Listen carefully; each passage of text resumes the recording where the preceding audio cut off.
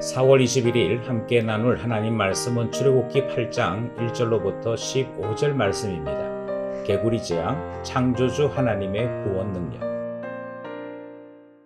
본문 읽기. 여호와께서 모세에게 이르시되 너는 바로에게 가서 그에게 이르기를 여호와의 말씀에 내 백성을 보내라. 그들이 나를 섬길 것이니라. 내가 만일 보내기를 거절하면 내가 개구리로 너의 온 땅을 치리라. 개구리가 나일강에서 무수히 생기고 올라와서 내 궁과 내 침실과 내 침상 위와 내 시나이 집과 내 백성과 내 화덕과 내 떡 반죽 그릇에 들어갈 것이며 개구리가 너와 내 백성과 내 모든 신하에게 기어 오르리라 하셨다 하라. 여호와께서 모세에게 이르시되 아론에게 명령하기를 내 지팡이를 잡고 내 팔을 강들과 운하들과 못 위에 펴서 개구리들이 애굽 땅에 올라오게 하라 할지니라.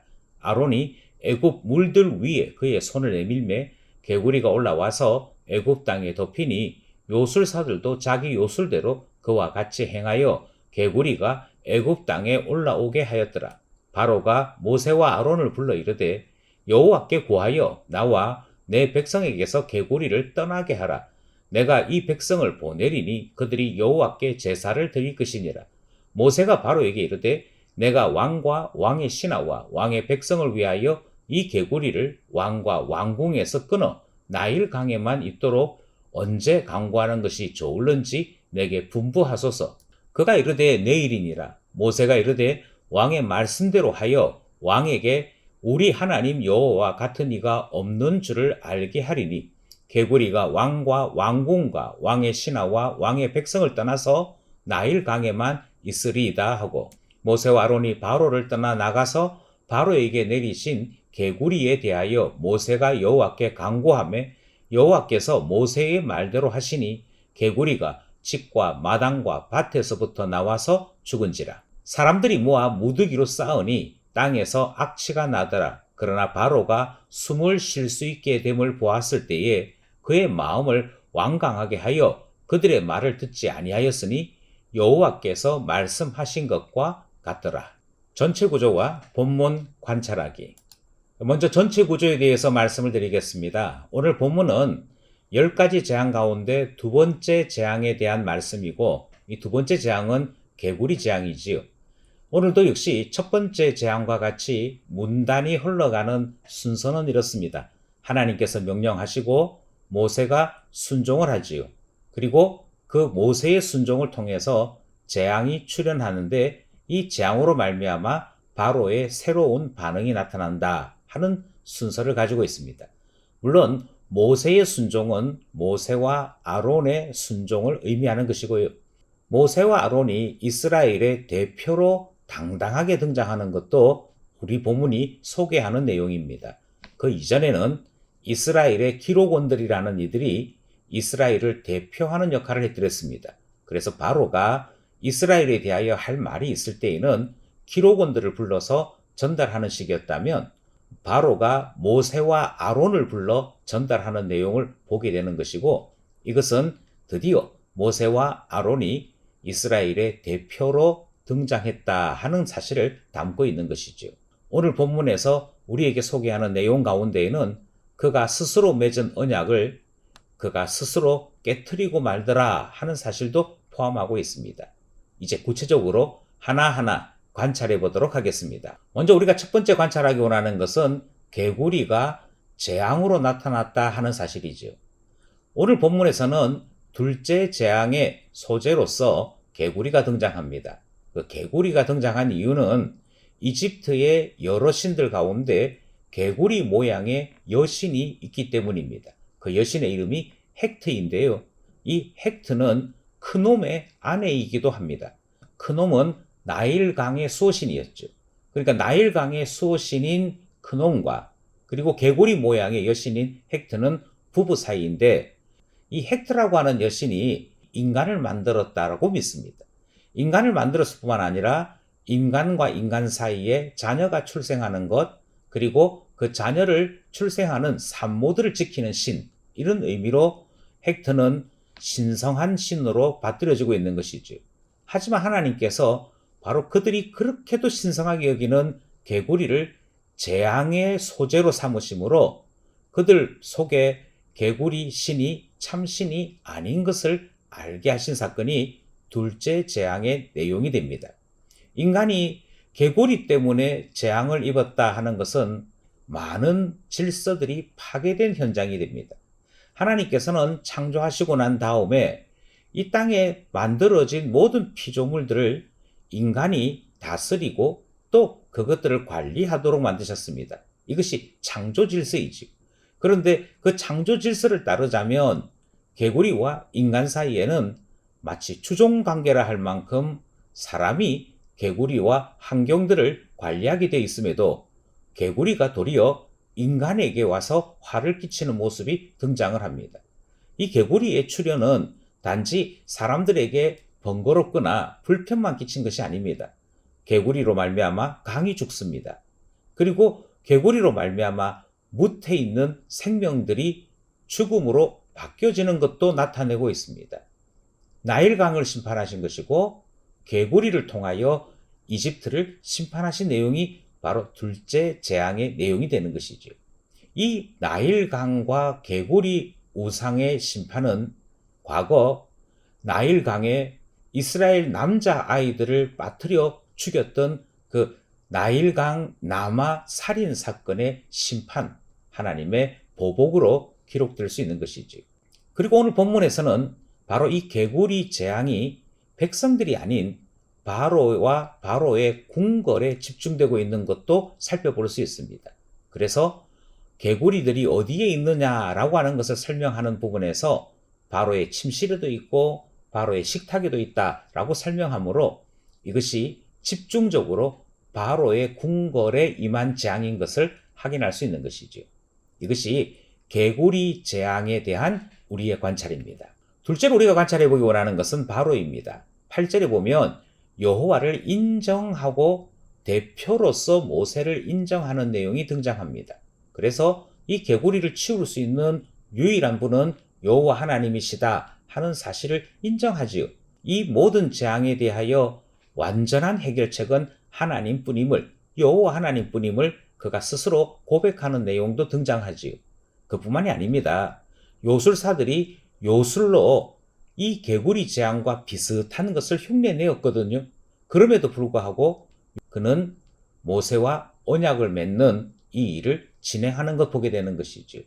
그만큼 괴로웠겠구나, 힘들었구나 하는 것을 알 수가 있습니다. 하지만 그의 요청대로 기도했고 하나님께서 개구리들을 다 죽여서 이 재앙을 끝내시고 난 다음에는 15절 말씀을 보니까 자신이 스스로 만들었던 그 약속조차도 어기고 마는 것을 확인하게 됩니다. 심지어 성경은 그가 다시 완악해졌다. 이유는 숨 쉴만 해졌기 때문이었다. 그렇게 성경이 말씀하고 있습니다. 고통이 있을 때에는 항복하는 척했다가 고통이 끝나고 나니까 곧바로 배신과 배반을 하는 바로가 오늘 본문에 소개되고 있더라 하는 내용이지요. 그리고 마지막으로 우리는 본문을 통해서 하나님께서 큰 그림을 그리고 계신다 하는 것을 관찰하게 됩니다. 우리 본문을 자칫 잘못 읽으면 바로가 하나님과 모세를 희롱한 사건이 되는 것이고 그때마다 잔꾀를 부렸던 바로가 승리한 것이고 순진하기 그지없는 하나님과 모세는 그만 바로의 장난에 넘어진 것처럼 이해되기가 쉽습니다.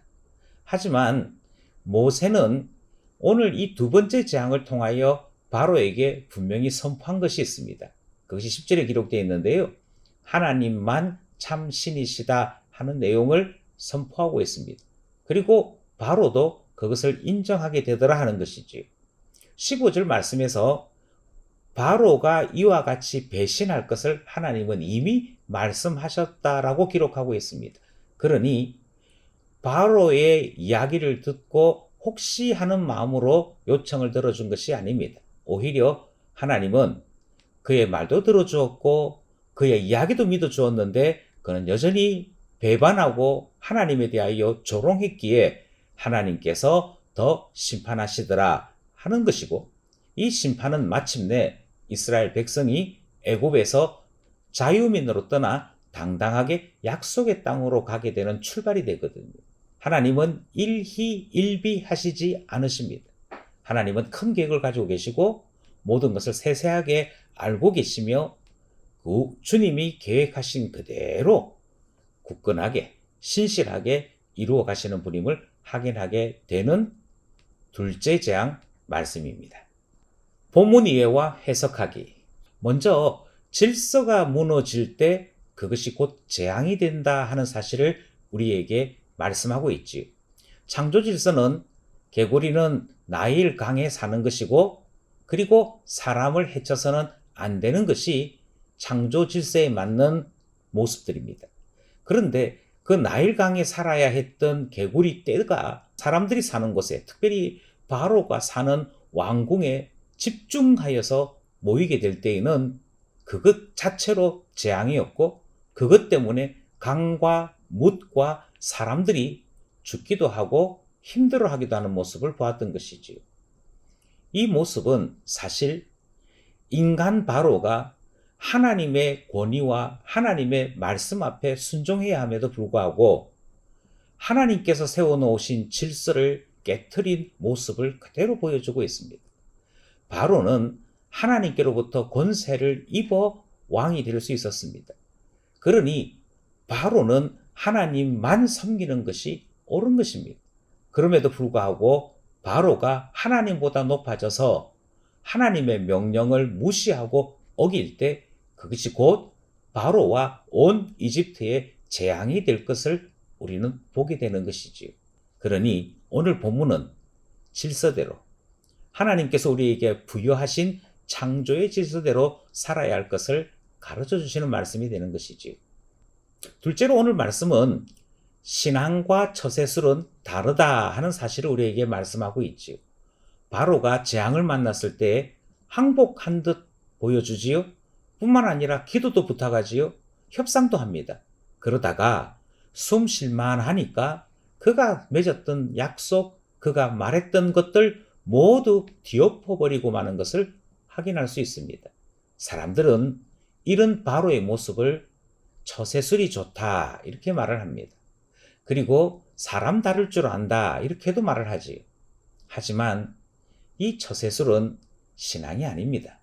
하나님을 모욕한 것이고 하나님에 대하여 희롱한 것이지 하나님을 만홀히 여긴 것이 결코 칭찬받을 수는 없더라 하는 것이죠. 기도를 부탁한다고 신자인 것이 아니고 하나님 앞에 나의 모든 문제를 맡기고 겸손히 주님 발 앞에 엎드릴 줄 아는 자가 신자인 것이므로 처세술과 신앙은 다른 것이다 하는 사실을 다시 배우게 되는 것이지요. 마지막으로 하나님께서 전진하신다 하는 내용을 우리는 발견하게 됩니다. 첫 번째 재앙과 오늘 본문인 둘째 재앙 사이에는 많은 모습들이 비슷하게 비춰집니다. 예를 들자면 요술사들이 그 재앙을 재현하는 모습이 등장하고 흉내내는 모습이 등장합니다. 뿐만 아니라 본문이 진행되는 구조도 비슷하지요. 하나님께서 말씀하시고 모세와 아론이 순종하고 재앙이 나타나고 바로가 반응을 보이는 것. 이 흐름도 거의 비슷합니다. 다른 것이 있습니다.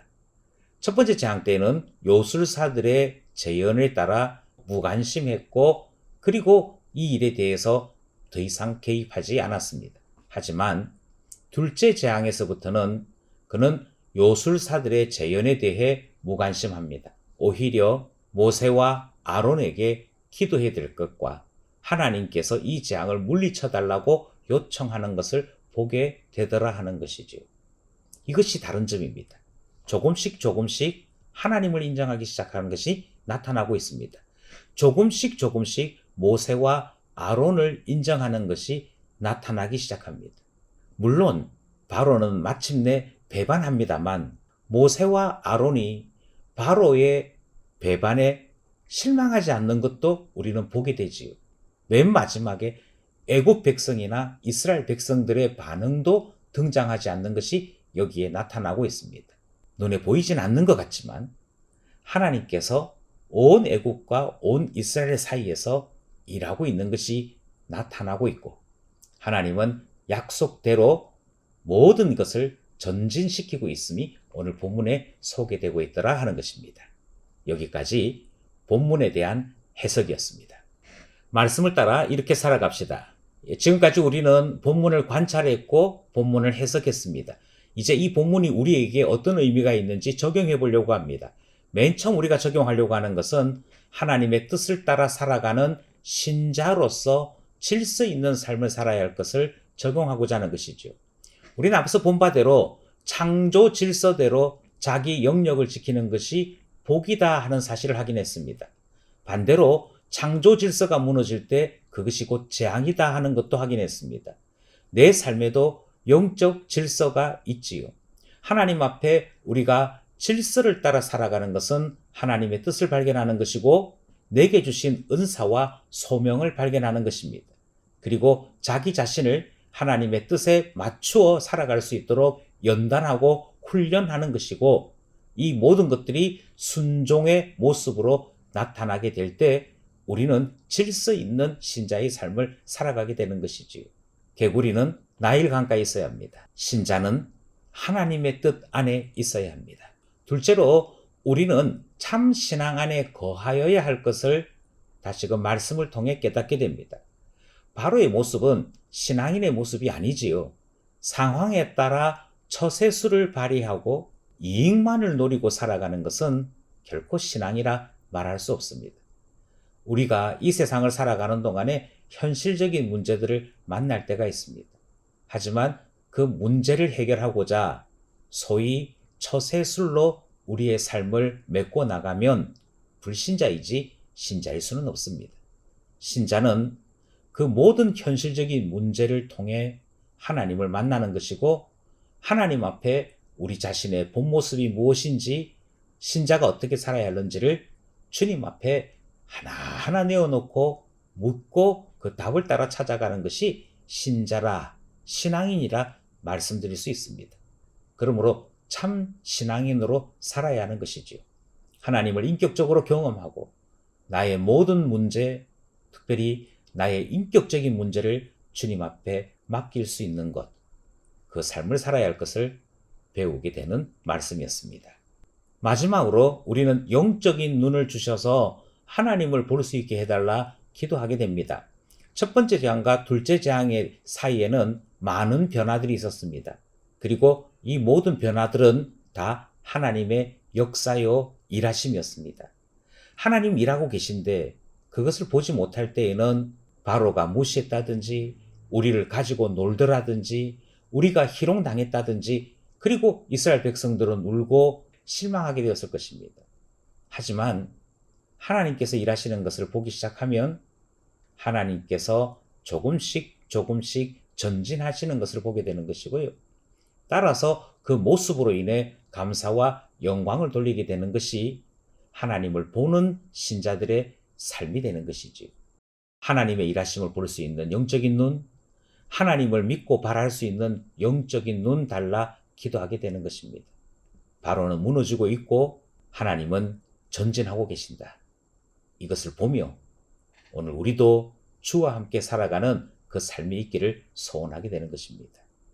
오늘도 말씀과 기도로 주와 함께 동행하는 하나님의 자녀 되기를 간절히 소원합니다.